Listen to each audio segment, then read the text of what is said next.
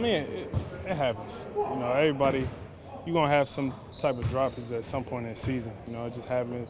It could be from any sorts of things, you know, fatigue, whatever it may be. But, you know, we just got to get back disciplined and understanding, you know, our rules and what helped us close games earlier in this season. You know, just a couple games to where, you know, now we got to reevaluate ourselves and realize what we was doing earlier in the season to win games and get back to it. What was it that was helping you close those games earlier in the season?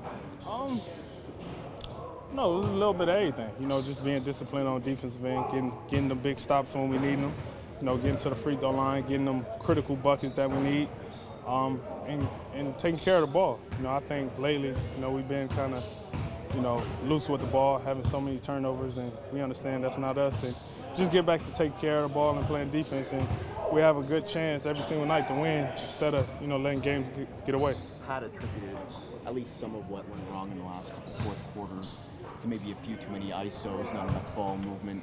Do you see that as being an issue occasionally late in game? Yeah, like I said, you know, sometimes, you know, we can bail ourselves with that, with ISOs or whatnot, but, you know, we just got to get back to moving the ball, being aggressive, getting to the free throw line.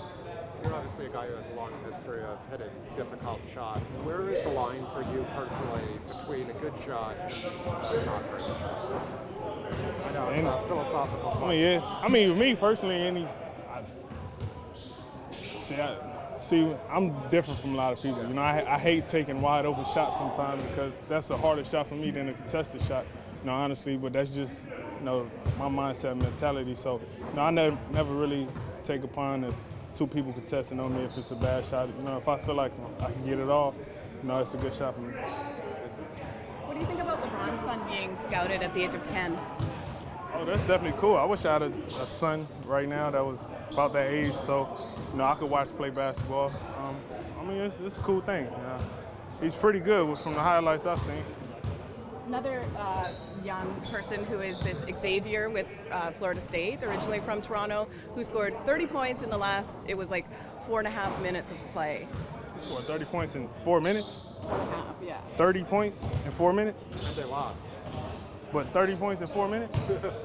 I gotta watch this. I can't really comment on that. I gotta watch this. I gotta see this for myself. I mean, just how crazy is that for a university game? Who was he playing? Florida State against Miami. Okay, so it wasn't like Princeton, nothing like that. I mean, it's still remarkable to do that, honestly. In 4 minutes, score 30 points. So. With their backcourt, obviously they're guys who can hit any shot even if they're contested.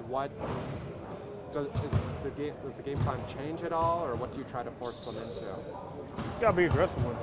You know, honestly, make everything tough on them. You know, in this league, you got so many great players. You know, you just gotta make everything they do tough. You know, a lot of players talented to make shots with guys on them, and like I said, you gotta live with it. If you got a good contest on them and you make it, you gotta, you know, try harder next time, but you gotta live with it. Mark, talk about the mental grind of 4 games in 5 nights. It's tough. It's definitely tough, especially, you know, this one around, you know, playing in 4 different cities.